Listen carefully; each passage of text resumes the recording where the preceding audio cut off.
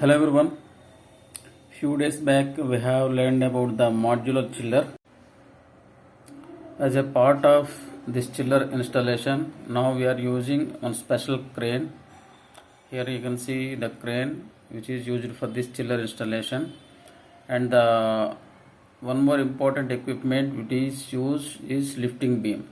This chiller this lifting beam should be calibrated, and we should obtain the third party certification so that it can lift, it is able to lift the complete weight of this chiller. That means it should be able to resist the load of the chiller. Not only the beam and these ropes, the connecting ropes also should be calibrated, and we should get the third party certification for these ropes also. Here you can see in the orange color, they are the lifting ropes.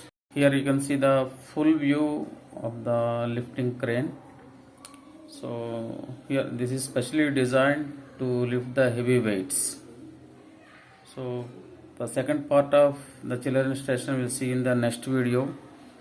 So that will carry and that will include the installing this lifted chiller on the designated spot. Thank you all for watching this chiller installation part 1. So very soon we will be installing the chiller part 2, and if you really like these videos, please subscribe the channel.